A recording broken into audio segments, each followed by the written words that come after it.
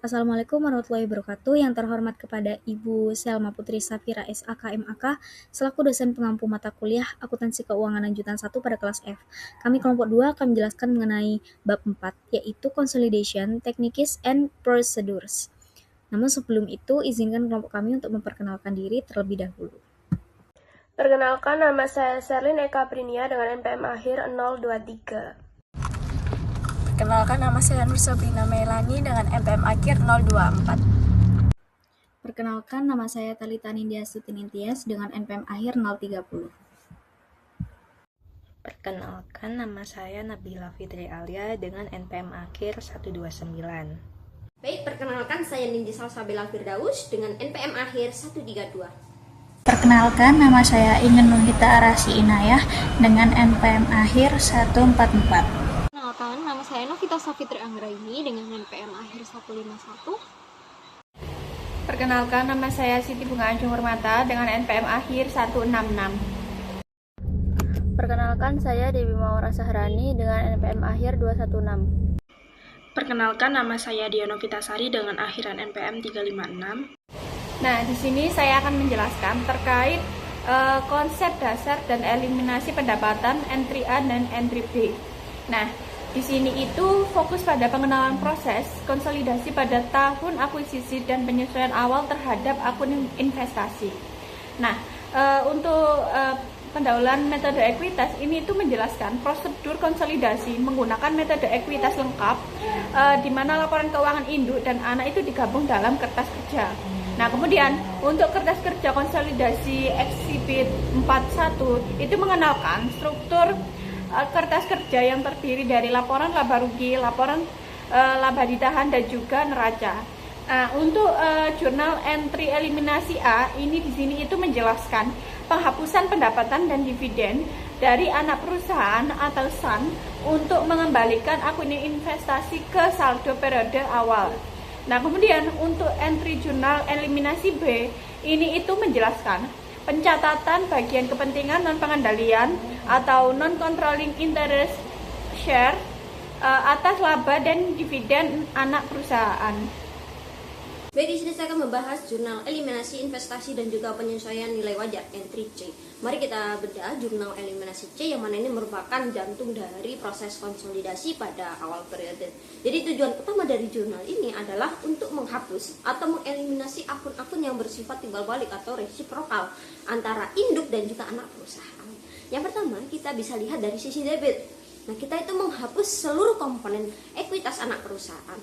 Nah, dalam contoh ini adalah retained earnings sebesar 60.000 dan juga capital stock sebesar 120.000. Mengapa demikian itu harus dihapus? Karena dalam laporan konsolidasi, ekuitas yang boleh muncul itu hanyalah milik entitas induk.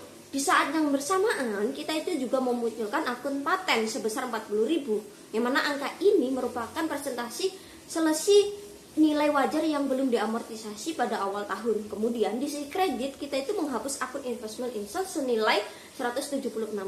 Nah, mana ini adalah langkah krusial agar aset induk itu tidak terhitung ganda dengan aset bersih anak. Kemudian yang terakhir kita itu memunculkan NCI sebesar 44.000, yang mana angka ini didapat dari nilai wajar anak perusahaan yaitu sebesar 220.000 dikalikan dengan porsi kepemilikan minoritas sebesar 20%. Singkatnya, jurnal itu memastikan bahwa laporan konsolidasi ini mencerminkan aset bersih anak perusahaan pada nilai wajarnya sambil mengakui hak pemegang saham minoritas sebagai bagian dari ekuitas konsolidasi. Nah, setelah kita itu memunculkan akun paten di jurnal sebelumnya, kita itu tidak boleh lupa untuk mencatat beban amortisasinya untuk tahun berjalan. Nah, inilah fungsi dari entry jurnal D. Dalam contoh ini kita dapat mendebit expense sebesar 4.000 dan mengkredit akun paten sebesar 4.000. Nah, mengapa jurnal itu sangat penting? Meskipun perusahaan induk itu sudah mencatat amortisasi ini di dalam buku besarnya sendiri menggunakan metode ekuitas, kita itu tetap harus memunculkan beban ini di kertas kerja konsolidasi. Tujuannya adalah agar laporan laba rugi konsolidasi itu menyajikan total beban yang akurat bagi seluruh entitas. Secara teknis, jurnal ini mengurangi nilai buku paten dari saldo awal sebesar 40.000 menjadi 36.000 pada akhir tahun per 31 Desember 2016. Dengan kata lain, kita itu sedang mengkonsumsi manfaat ekonomi dari aset tak berwujud tersebut dan mengakuinya sebagai beban periode berjalan. Selanjutnya di sini ada urutan logis kertas kerja konsolidasi. Nah, setelah kita itu memahami salah satu jurnal kuncinya, sekarang bisa kita lihat gambaran besarnya, yaitu bagaimana urutan kerja yang benar dalam penyusunan laporan konsolidasi tersebut. Nah, untuk mengikuti urutan yang logis itu sangat penting agar tidak ada angka yang terlewat. Proses dimulai dari langkah 1 dan 2, di mana kita itu merapikan laporan masing-masing perusahaan dengan mengkoreksi kesalahan pencatatan dan juga mengeliminasi laba antar perusahaan yang belum terrealisasi dari transaksi internal. Kemudian masuk ke langkah 3 dan 4, yang mana ini fokus dalam menyesuaikan akun investasi. Di sini tuh kita menghapus pendapatan dan juga dividen dari anak yang dicatat induk, lalu mengalokasikan bagian laba untuk kepentingan NCI. Tujuannya agar kita itu bisa mengembalikan saldo investasi ke posisi awal periode. Selanjutnya yaitu langkah 5 dan 6. Di sini kita melakukan apa saja yang harus kita bahas, yaitu menghapus saldo investasi timbal balik dan mencatat selisih nilai wajar. Nah, jangan lupa jika ada aset seperti paten, kita itu harus mencatat beban amortisasinya di sini agar beban konsolidasi itu akurat. Kemudian terakhir langkah ke-7, yaitu kita menyisir sisa-sisa transaksi seperti utang piutang atau pendapatan beban antar perusahaan yang masih menggantung. Dan dengan mengikuti 7 langkah ini secara sistematis, kita itu menjamin bahwa laporan konsolidasi yang dihasilkan itu akan benar-benar bersih dari transaksi internal dan mencerminkan posisi ekonomi entitas tunggal yang sebenarnya. Lalu selanjutnya di sini saya akan menjelaskan mengenai metode ekuitas tahun setelah akuisisi. Nah, di mana perusahaan pop korporat ini memiliki 80% kepemilikan di Son Korporat dan kepemilikan ini terus dipertahankan sepanjang tahun 2017. Nah, dalam metode ekuitas, pop ini mencatat laba dari Son berdasarkan porsi kepemilikan, namun juga harus memperhitungkan amortisasi atas selisih nilai wajar yang timbul saat akuisisi. Nah, dalam perhitungannya, laba bersih Son ini pada tahun 2017 adalah $60.000. Karena pop ini memiliki 80%, maka porsi laba ini adalah sebesar $48.000. Namun, terdapat amortisasi paten sebesar $4.000 yang harus dikurangkan sehingga laba yang diakui pop dari Son ini adalah $44.800. Nah, di sini kita lihat bagaimana saldo dari investment in Son ini terbentuk. Nah, saldo awal investasi pada 1 Januari 2016 ini sebesar $176.000.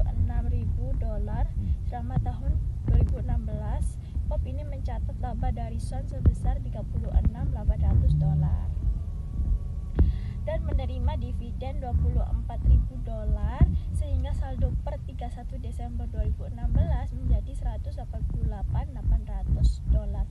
Kemudian di tahun 2017 ditambah laba $44.800 dan dikurangi dividen $24.000 sehingga saldo akhir investasi per 31 Desember 2017 adalah $209.600. Nah, perlu diketahui juga bahwa selama tahun 2017 terdapat transaksi antar perusahaan berupa pinjaman tanpa bunga sebesar $20.000 dari pop ke Son. Transaksi ini nantinya akan memunculkan ayat jurnal eliminasi dalam konsolidasi. Nah, lalu selanjutnya di sini ada ayat jurnal eliminasi dalam kertas kerja konsolidasi. Nah, pada ayat A yaitu bertujuan untuk menghapus laba dan dividen yang telah dicatat pop dari Son.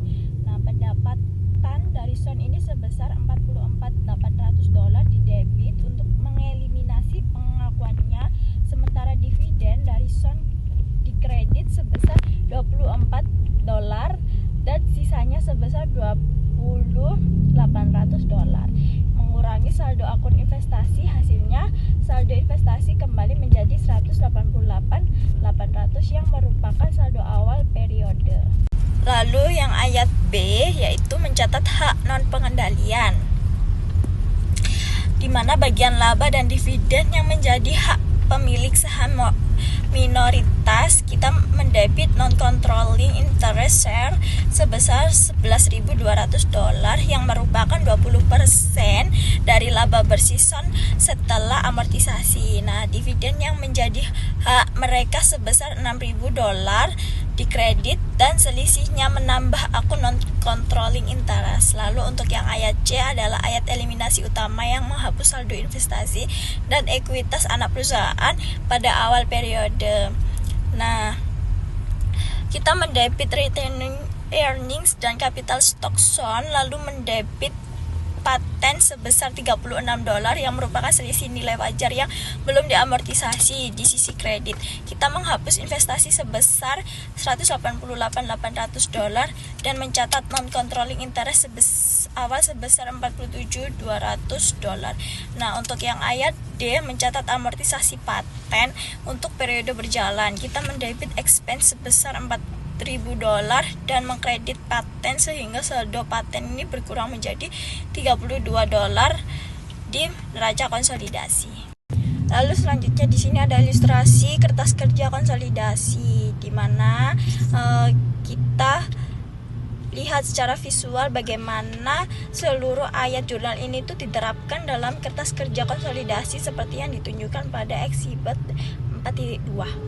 Nah, pada kertas kerja ini kita memiliki kolom untuk pop dan sound, kolom penyesuaian dan eliminasi yang terbagi dalam debit dan kredit, serta kolom hasil konsolidasi. Nah, perhatikan bahwa selain keempat ayat jurnal yang sudah kita bahas, terdapat juga ayat E yang mengeliminasi utang dan piutang antar perusahaan terkait pinjaman $20.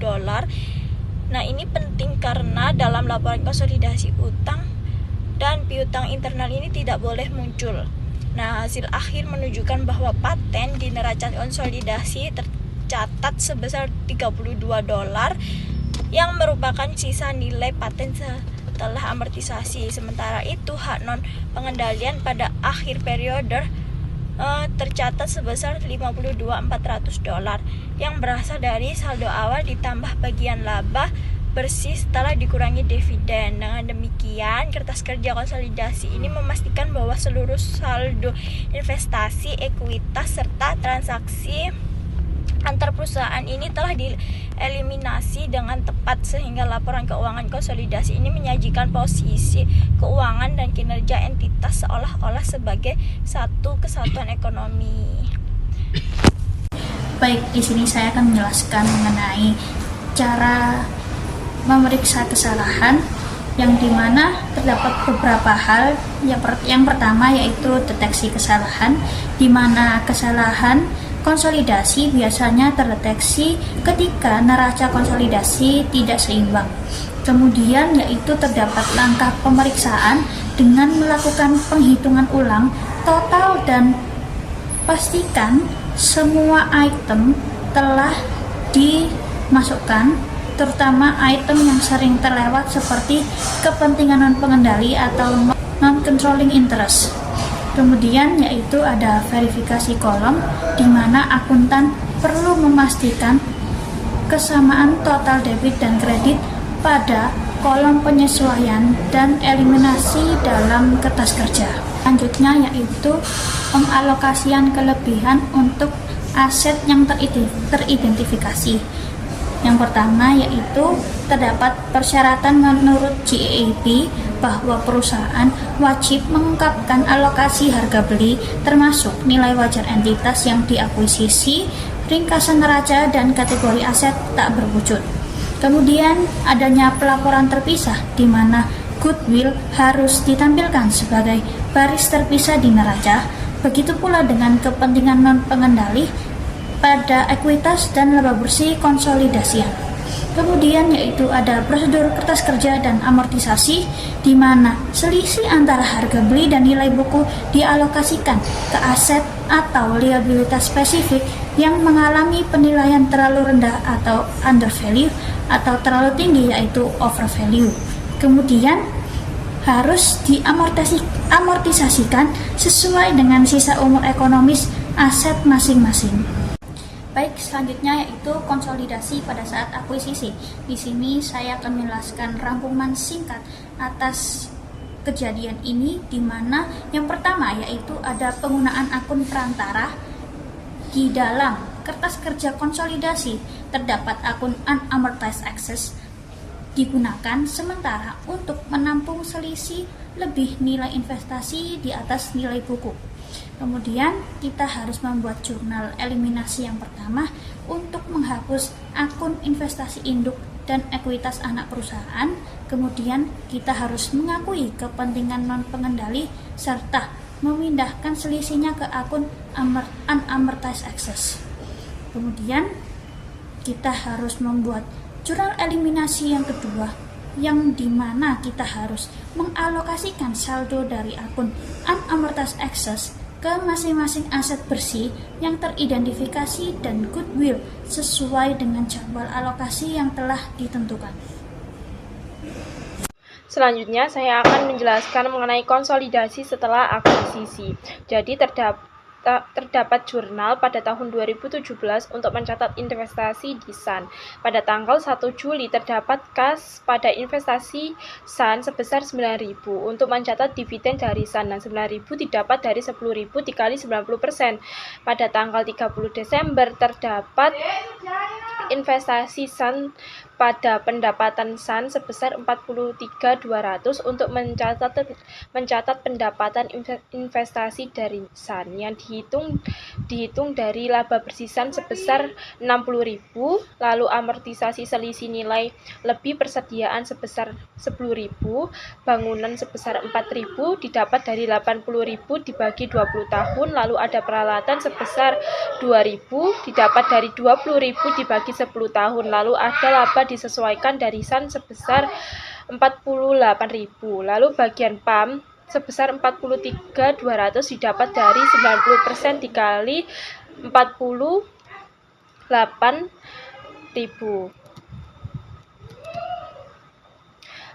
Nah, jurnal ini menunjukkan bahwa PAM menggunakan metode konsolidasi satu baris dalam mencatat pendapatan investasinya sebesar 43.200 dari SUN untuk tahun 2017, tetapi belum mengakui deklarasi dividen SUN tanggal 1 Desember. Nah, akibatnya PAM telah menerbitkan nilai investasi di SUN pada 31 Desember 2017 sebesar 9.000. Nah, kertas kerja konsolidasi untuk PAM dan anak perusahaan tahun 2017 menunjukkan investasi PAM di SUN sebesar 394.200, sementara jumlah yang benar adalah 85.200. Nah, kelebihan pencatatan ini dikoreksi dalam jurnal kertas kerja. Yang pertama itu ada piutang dividen pada investasi SUN sebesar 9.000 untuk mengoreksi saldo investasi atas dividen yang belum dicatat sebagai piutang. Lalu yang B itu ada kas pada piutang wesel SUN sebesar 20.000 untuk mencatat penerimaan pelunasan wesel antar perusahaan. Selanjutnya saya akan menjelaskan mengenai kertas kerja konsolidasi. Yang pertama itu rekonsiliasi laba bersih bagian yang atas. Di sini kita menggabungkan pendapatan dan beban dari PAM dan SUN. Nah, sales itu penjumlahan murni 900 ditambah 900 PAM ditambah 300 SUN. Lalu income from SUN sebesar 43.200. Nah, angka ini muncul di kolom PAM tetapi dihapus di kolom eliminasi debit karena dalam laporan konsolidasi, kita tidak boleh mengakui pendapatan dari anak perusahaan, melainkan kita harus merinci dari mana laba itu berasal, yaitu dari penjualan dikurangi beban SUN. Lalu ada non-controlling interest share sebesar 4 28 ini adalah hak pemenang saham minoritas dihitung dari 10% laba bersihsan setelah penyesuaian. Nah, ini mengurangi laba konsolidasi.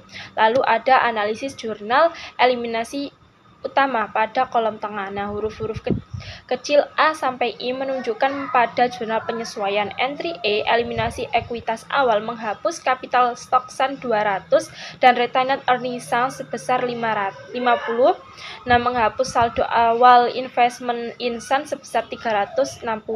Nah, lalu memunculkan unamortized excess sebesar 150 yang merupakan selisih lebih harga beli di atas nilai buku. Lalu entry F, alokasi excess. Nah, akun unamortized excess sebesar 1.500 ini dipindahkan ke aset spesifik. Inventory sebesar 30, lands 30, base building 80, dan sisanya masuk ke goodwill 50. Ada juga penyesuaian cost of goods sold sebesar 10 karena persediaan tersebut terjual. Nah, entry C dan D, dividen, karena PAM menerima dividen dari Sun itu dianggap transfer internal, maka dividen Sun 20 dihapus agar tidak masuk di laporan final. Lalu ada bagian neraca pada bagian bawah ini, investment in Sun.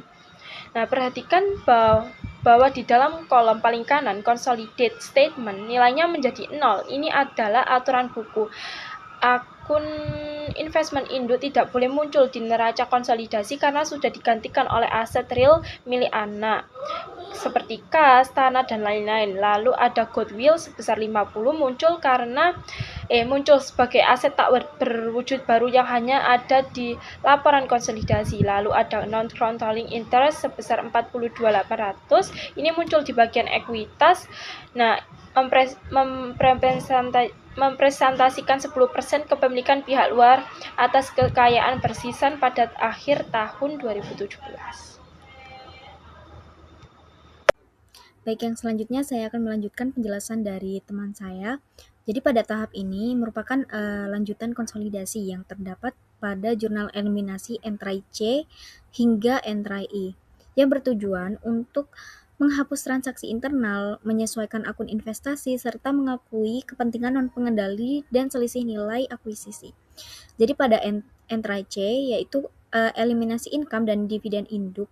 Jadi entry C ini digunakan untuk mengeliminasi pengakuan laba dari anak perusahaan Sun oleh induk atau PAM serta dividen yang diterima dan mengembalikan akun investasi ke saldo awal. Jadi jurnalnya itu pada debit itu ada income from Sun yaitu sebesar 43.200, kemudian ada dividen declared itu sebesar 18.000, kemudian ada itu pada kredit. Kemudian pada kredit juga terdapat investment in Sun yaitu sebesar 25.200. Kemudian untuk penjelasannya 43.200 ini merupakan bagian laba yang diakui oleh induk. Kemudian 18.000 ini merupakan dividennya 90% dan sisanya itu menyesuaikan investasi. Kemudian pada entry D dia itu mencatat bagian 10% kepemilikan non-pengendali atas laba dan dividen Sun. Jurnalnya pada debit itu non-controlling interest share sebesar 4.800, kemudian pada kredit ada dividen sebesar 2.000, kemudian non-controlling interest sebesar 2.800. Kemudian pada entry C itu adalah jurnal utama untuk menghapus akun investasi induk dan ekuitas anak, serta mencatat NCI awal dan excess value. Jurnalnya pada debit itu terdapat retained earnings sebesar 50.000, kemudian capital stock pada capital stock Sun sebesar 200.000, lalu unamortized excess sebesar 150.000. Kemudian yang pada kredit itu terdapat investment in Sun sebesar 360.000 dan non-controlling interest Januari tanggal 1 sebesar 40.000. Kemudian untuk entry F dia menghapus dividen anak perusahaan yang diakui induk. Jurnalnya ada pada debit cost of goods sold sebesar 10.000, kemudian land 30.000, building net 80.000, dan goodwill 50.000. Sedangkan untuk kreditnya itu adalah equipment sebesar 20.000 dan amortized excess sebesar 150.000. Lalu pada entry G itu dia mencatat penyusutan atau amortisasi selisih nilai dari aset yang dinilai ulang saat akuisisi.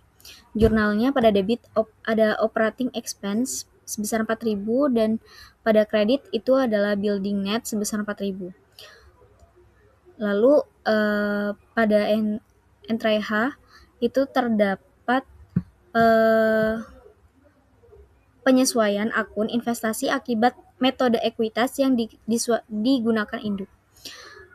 Jurnalnya itu ada equipment net itu sebesar 2.000, lalu pada kreditnya ada operating expense sebesar 2.000. Dan yang pada entry I dia itu untuk menghapus utang dividen internal dalam grup. Jurnalnya itu pada debit itu terdapat dividen payable sebesar 9.000 dan pada kredit terdapat dividen receivable sebesar 9.000. Nah, di sini saya akan membahas mengenai laporan arus kas konsolidasi. Neraca konsolidasi pada tanggal 31 Desember 2016 dan 2017 serta laporan laba rugi konsolidasi tahun 2017 untuk Pop Corporation dan anak perusahaannya yang 80% sahamnya dimiliki oleh Sun Corporation. Nah, poin yang pertama itu selama tahun 2017, Sun itu menjual tanah yang harganya itu sebesar $20.000 kepada pihak luar dengan harga $10.000 tunai. Lalu yang kedua, Pop itu menerbitkan surat utang senilai 300.000 dengan jangka waktu 2 tahun pada tanggal 8 Januari 2017 untuk pembelian peralatan baru. Dan yang ketiga, amortisasi paten dari penggabungan bisnis Pop Sun adalah 10.000 per tahun. Yang keempat, Pop menerima dividen sebesar 10.000 dari investasinya pada perusahaan-perusahaan yang diinvestasikan dalam bentuk saham. Dan yang kelima, perusahaan pada aset tetap yang belum dijelaskan sebelumnya disebabkan oleh penyisihan untuk penyusunan. Nah, selanjutnya ada neraca konsolidasi. Yang pertama itu ada perusahaan Pop dan anak perusahaannya dengan konsolidasi komparatif neraca keuangan pada tanggal 31 Desember 2016 dan 2017. Yang pertama itu ada uang tunai pada tahun 2017 itu senilai 255 dan pada tahun 2016 itu 180. Lalu perubahan tahun peningkatan atau penurunan itu sebesar 75. Begitu juga sampai dihitung sampai paten dan akhirnya menghasilkan total pada tahun 2017 itu senilai 2.150 dan pada tahun 2016 itu senilai 1.770 dan total perubahan tahun itu senilai 380. Lalu ada hutang usaha pada tahun 2016 itu 250, 2017 270. Pada tahun 2017 itu senilai 250 dan pada tahun 2016 itu 270. Dengan perubahan tahun nilainya itu dikurangi dengan 20. Dan untuk total kepentingan non pengendali 20% pada tahun 2017 itu sebesar 2.150 dan pada tahun 2016 itu sebesar 1.770 dan untuk perubahan tahunnya sebesar 380. Lalu ada laporan laba rugi konsolidasi untuk tahun yang berakhir 31 Desember 2017. Penjualannya itu tercatat sebesar 750, pendapatan dari investasi ekuitas tercatat sebesar 15 dan dikurangi hasilnya itu 765. Lalu untuk pengeluaran itu ada harga pokok, beban penyusutan, amortisasi paten, upah dan gaji, biaya operasional, beban bunga, kerugian atas penjualan tanah. Nah, kalau di total itu senilai 565. Lalu dari pendapatan dan kerugian atas penjualan itu di total dikurangi dengan hasilnya itu 200.000. Lalu dikurangi dengan bagian kepentingan non pengendali sebesar 50, hasilnya 150. Lalu ditambahkan ada laba ditahan konsolidasi 1 Januari, lalu dikurangi dengan dividen tunai yang dibayarkan sebesar 80. Jadi hasilnya laba ditahan konsolidasi 31 Desember itu sebesar 670.000. Nah, selanjutnya ada laporan arus kas konsolidasi dengan metode tidak langsung. Nah, ini ada yang pertama itu tercatat arus kas dari aktivitas operasi, itu ada saham pengendali atas laba bersih konsolidasi sebesar $150.000. Lalu ada penyesuaian untuk mengkonsiliasi bagian pengendali dari laba bersih konsolidasi dengan kas bersih yang dihasilkan dari aktivitas operasi. Yang pertama itu ada saham kepentingan non pengendali sebesar 50, pendapatan yang tidak didistribusikan sebesar 5. Lalu kerugian atas penjualan itu ada 10, penyusutan peralatan 100, penyusutan bangunan 20, amortisasi paten 20, peningkatan piutang usaha 105, lalu peningkatan persediaan 45, penurunan piutang usaha sebesar 20. Di total akhirnya totalnya itu 15. Terus dari saham pengendali atas laba bersih konsolidasi dikurangi dengan ini tadi, hasilnya 165. Lalu dikurangi dengan arus kas dari aktivitas investasi hasil penjualan tanah, itu sebesar 10. Lalu ada aktivitas kas dari aktivitas pendanaan pembayaran dividen tunai, itu sebesar 80, pembayaran dividen tunai sebesar 20. Nah, ini di total 80 dan 20 itu hasilnya 100. Lalu ada peningkatan kas untuk tahun 2017 itu sebesar 75. Lalu tercatat uang tunai pada tanggal 1 Januari 2017 itu 180. 75 ini ditambahkan 180, hasilnya kas pada tanggal 31 Desember 2017 itu 255. Nah, perlakuan terhadap pendapatan dan dividen dari investasi ekuitas ini sangat berbeda, tergantung pada metode yang digunakan. Pada metode yang tidak langsung, pendapatan dari investasi ini menambah laba bersih di laporan tetapi tidak berwujud kas. Sedangkan dividen yang diterima berwujud kas tapi tidak menambah laba karena hanya mengurangi akun investasi. Oleh karena itu, jumlah bersih dari kedua item ini harus dihitung dan disesuaikan terhadap porsi laba bersih pengendali pada aktivitas operasi.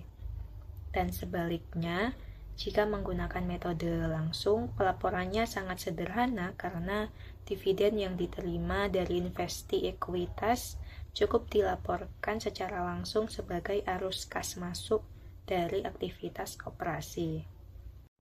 Nah, untuk laporan arus kas konsolidasi metode langsung, ini langsung mengurangkan atau offset kas yang diterima dari pelanggan dengan kas yang dibayar ke pemasok, karyawan, dan lain-lain. Poin pentingnya, angka dan penyajian pada bagian aktivitas investasi dan aktivitas pendanaan di metode langsung ini identik atau sama persis dengan metode tidak langsung yang sudah dijelaskan tadi. Nah, perbedaan signifikannya hanya ada pada penyajian aktivitas operasi dan adanya kewajiban membuat jadwal rekonsiliasi tambahan. Jadwal rekonsiliasi ini isinya pada dasarnya sama persis dengan rincian operasi di metode tidak langsung. Meskipun GAAP lebih menyukai metode langsung, tapi di dunia nyata mayoritas perusahaan menggunakan metode tidak langsung. Baik, pada slide kali ini kita akan membahas mengenai penyusunan konsolidasi worksheet. Nah, di dalam contoh ini terdapat perusahaan induk yang memiliki 70% saham anak perusahaan. Nah, tetapi dalam konsolidasi kita tetap menggunakan yang 100% data anak perusahaan.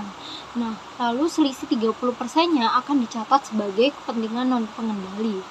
Lalu terdapat 2 kolom. Yang pertama berisi data induk dan anak yang disalin dari neraca. Lalu yang kedua merupakan kolom debit dan kredit yang digunakan untuk mencatat penyesuaian dan eliminasi. Lalu hasil akhirnya ada di kolom terakhir, yaitu laporan keuangan konsolidasi. Lalu worksheet ini itu dibagi menjadi 3 bagian. Yang pertama yaitu laporan laba rugi, lalu yang kedua laba ditahan, dan yang ketiga yaitu neraca. Nah, beberapa akun seperti laba bersih pengendali, laba ditahan akhir, total aset, dan total ekuitas ini tidak diisi langsung, tetapi ada perhitungannya. Lalu terdapat gambar 4.10 yang menunjukkan format dasar konsolidasi worksheet yang beserta rumusnya. Di sini kita dapat melihat setiap akun dijumlahkan dari induk dan anak. Lalu disesuaikan kolom debit dan kreditnya, yang dimana sebagian besar perhitungannya ini menggunakan rumus sederhana yang bisa di-copy di spreadsheet. Lalu pada gambar 4.11 adalah contoh angka yang sudah diisi. Nah, di sini kita terlihat bagaimana yang pertama data induk dan anak ketika digabung, lalu yang kedua penyesuaian dan eliminasi hingga menghasilkan laporan keuangan konsolidasi di akhir. Selanjutnya terdapat contoh soal, yaitu Pop Corporation mengakuisisi 70% saham Sun Company pada 1 Januari 2016 seharga $455.000. Saat ini nilai buku dan nilai wajar ekuitas Sun-nya sebesar $650.000. Nah, di sini terdapat penjelasan mengenai Pop Corporation dan Sun Company, lalu diminta untuk mencari pendapatan dan dividen anak perusahaan, lalu pengakuan kepentingan non-pengendali atau NCI, kemudian eliminasi ekuitas anak dengan investasinya. Yang pertama mengenai eliminasi pendapatan dan dividen anak perusahaan. Di sisi debit terdapat akun income from Sun sebesar $105.000.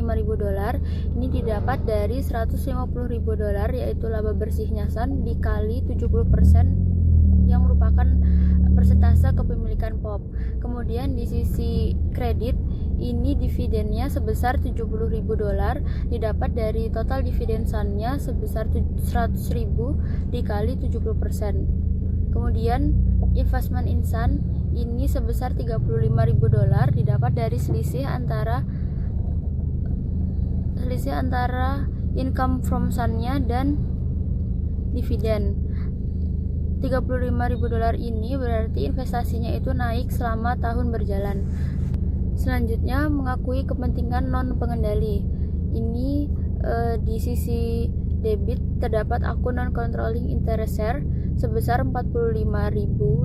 Ini didapat dari $150.000 dikali 30% menghasilkan $45.000. Kemudian di sisi kredit ini terdapat akun dividen sebesar $30.000 didapat dari 100.000 dikali 30%. Kemudian terdapat akun non-controlling interest sebesar 15.000. Ini didapat dari selisih antara non-controlling interest share dan dividen. Pada jurnal terakhir terdapat 3 akun di sisi debit, yaitu akun retained earnings sebesar $110.000, kemudian akun capital stock sebesar $500.000, dan other paid in capital sebesar $40.000. Ketiga akun tersebut ini merupakan milik Sun, ditaruh di sisi debit karena agar tidak ada pencatatan ganda.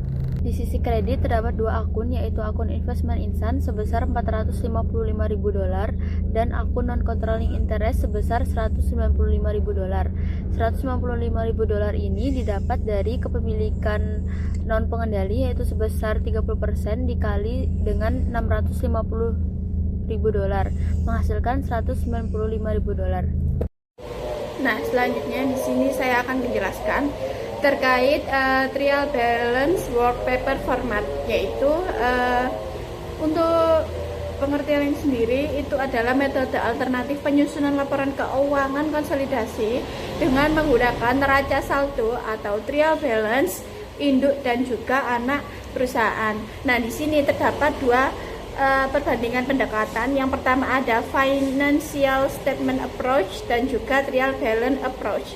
Nah, untuk financial statement approach ini itu lebih mudah jika laporan keuangan itu sudah tersedia dan menyediakan data laba, aset, dan juga ekuitas langsung. Nah, untuk real balance approach ini itu cocok jika hanya ada neraca saldo yang disesuaikan, lebih praktis untuk akuntan dalam kondisi tertentu.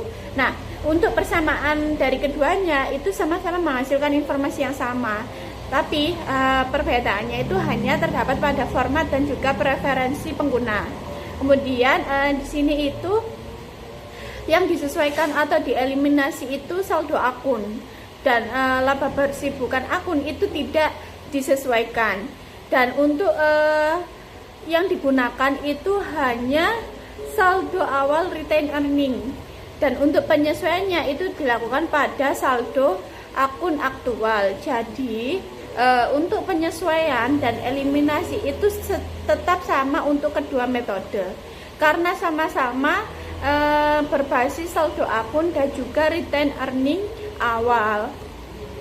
Baik, sekarang kita akan masuk ke contoh praktis penggunaan format neraca percobaan atau trial balance dengan menggunakan metode ekuitas. Nah, contoh ini melibatkan dari perusahaan POP yang memiliki 90% saham dari Son Corporation. Nah, mari kita lihat kronologinya. Ya, POP ini mengakuisisi Son pada tahun 2016 dengan membayar 20.000 lebih tinggi dari nilai bukunya. Selisih ini kita akui sebagai paten yang kita amortisasikan selama 10 tahun atau sebesar 2.000 per tahunnya.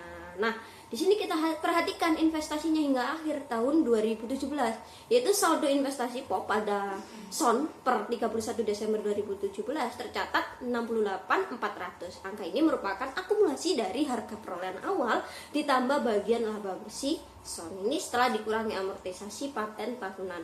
Nah, dan dikurangi dividen yang diterima oleh POP.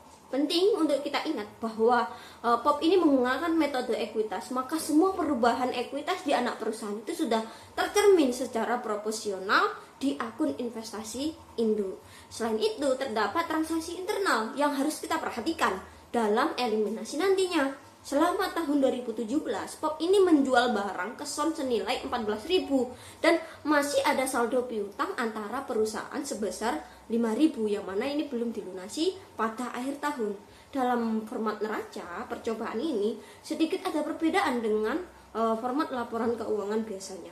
Kita akan mengelompokkan semua akun bersaldo debit terlebih dahulu, baru kemudian akun bersaldo kredit. Nah, kita juga menambahkan baris-baris khusus di bagian bawah kertas kerja untuk menghitung secara langsung berapa bagian untuk kepentingan non pengendali atau NCI ini dan laba ditahan konsolidasi.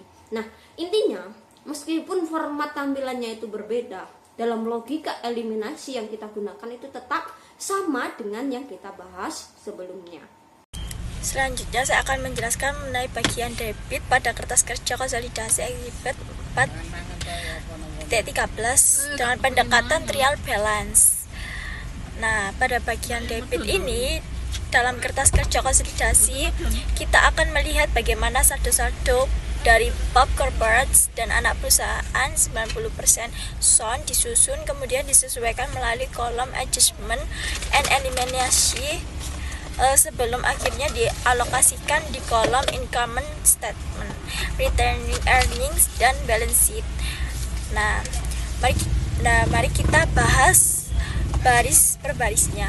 Nah, yang pertama ada cash. Cash ini pada POP mencatat kas sebesar 6.800 dolar dan Son 20.000 dolar, tidak ada penyesuaian sehingga total kas konsolidasi menjadi 26.800 dolar. Lalu yang kedua ada account receivable POP sebesar 30 dolar dan Son 15 dolar, terdapat eliminasi F sebesar 5.000 dolar untuk menghapus piutang antar perusahaan sehingga saldo akhir menjadi 40.000 dolar. Nah, yang ketiga ada inventories, yaitu POP 50.000 dolar dan Son 25 dolar, tidak ada penyesuaian, total konsolidasi menjadi 75 dolar. Nah, yang keempat ada plan and equipment, yaitu POP sebesar $75 dan SON $45, tidak ada eliminasi, total menjadi $120. Lalu yang kelima ada investment in SON, yaitu POP mencatat investasi sebesar $68.400 melalui eliminasi B sebesar $7.200 dan D $61.200. Akun ini dieliminasi habis karena merupakan investasi pada entitas anak. Lalu yang keenam ada cost of goods sold, yaitu POP sebesar $80 dan SON-nya $30. Nah, terdapat eliminasi A sebesar $14 untuk menghapus penjualan antar perusahaan yang terkait dengan HPP. Saldo ini kemudian ditempatkan di kolom income statement sebagai pengurang pendapatan dengan nilai $96.000. Lalu yang 7 yaitu operating expense, POP-nya sebesar $19.600 dan SON-nya $20. Terdapat eliminasi E sebesar $2.000 untuk amortisasi paten. Total beban operasi ini di laporan laba rugi konsolidasi adalah $41.600. Lalu yang ke-8 ada dividen. POP ini mencatat dividen $18.000, SON sebesar $10. Lalu eliminasi B ini sebesar $9 dan C-nya sebesar $1.000 digunakan untuk menghapus dividen yang dibayarkan oleh anak dan mengurangi dividen induk. Saldo ini ditempatkan di kolom retaining earning sebagai pengurang dengan nilai $15.000. Lalu yang terakhir yaitu paten, tidak ada saldo awal di POP maupun SON, namun melalui eliminasi D sebesar $18.000 pengakuan paten dan eliminasi E sebesar $2.000 amortisasi, diperoleh saldo akhir paten di neraca konsolidasi sebesar $16.000. Setelah seluruh penyesuaian dan eliminasi dilakukan, total debit yang tersisa dialokasikan ke kolom balance sheet dengan nilai akhir $277.800 yang menunjukkan keseimbangan dengan total kredit. Di sini saya akan melanjutkan penjelasan dari rekan saya, yaitu saya akan membaca mengenai akun-akun kredit yang ada di dalam work paper milik POP dan SON.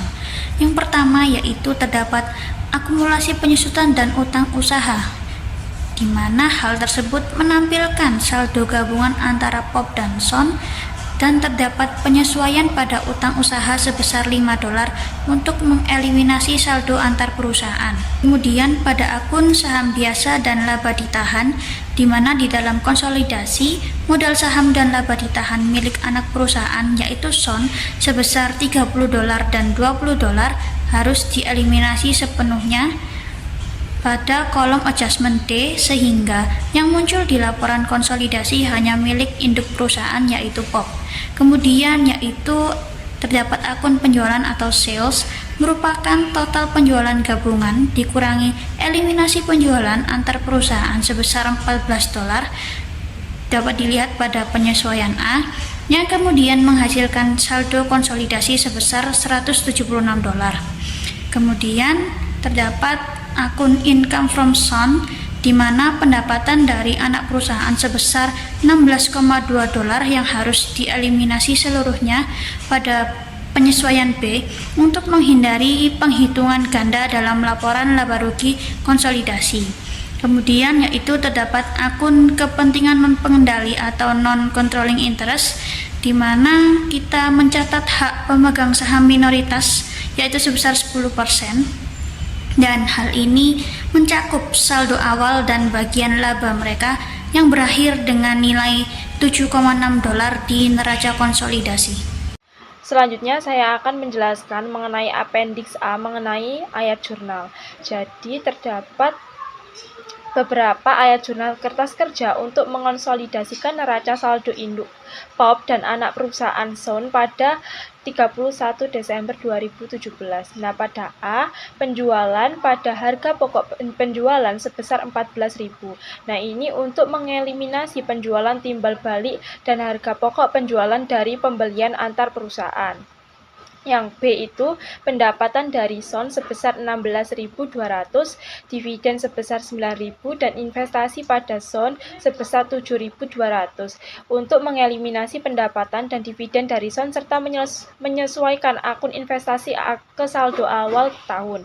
Yang C, ada bagian kepentingan non-pengendalian sebesar 1.800, dividen sebesar 1.000, dan kepentingan non-pengendalian sebesar 800 untuk mencatat bagian kepentingan non-pengendalian atas laba dan dividen anak perusahaan. Yang D itu modal saham sebesar 30.000, saldo laba SON sebesar 20.000, paten sebesar 18.000, dan investasi pada SON sebesar 61.200, dan kepentingan non-pengendalian sebesar 6.800. Untuk mengeliminasi investasi timbal balik pada SON dan ekuitas SON untuk mencatat kepentingan non-pengendalian awal serta mengakui paten yang belum diamortisasi. Dan yang E itu beban operasional pada paten sebesar 2.000 untuk mencatat amortisasi paten sebagai beban.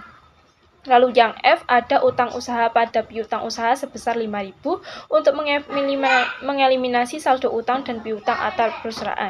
Nah, setelah semua penyesuaian dan eliminasi dimasukkan dalam kertas kerja, item yang tidak dieliminasi dipindahkan ke kolom laporan laba rugi, laporan saldo laba, dan atau neraca. Nah, selanjutnya kita mengambil bagian kepentingan non-pengendalian dari jurnal J dan memasukkan ke kolom laporan laba rugi sebagai pengurang. Nah, di sini terlihat kelemahan pendekatan kertas kerja neraca saldo. Jadi kita harus menghitung laba bersih SON sebesar 20.000 dari data pendapatan dan beban serta menyesuaikan amortisasi paten sebesar 2.000 sebelum mengalihkan dengan persentase kepentingan non-pengendalian. Nah, perhitungan ini sebenarnya bisa dilakukan secara langsung jika menggunakan pendekatan kertas kerja laporan keuangan.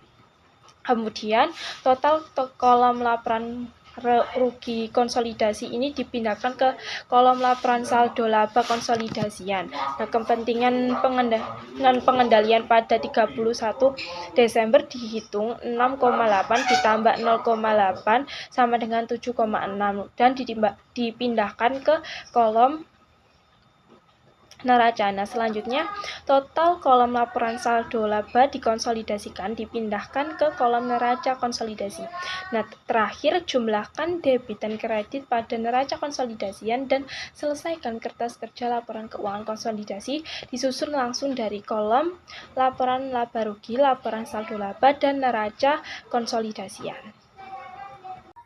Baik, di sini terdapat appendix B. Saya akan menjelaskan mengenai materi pada bagian ini.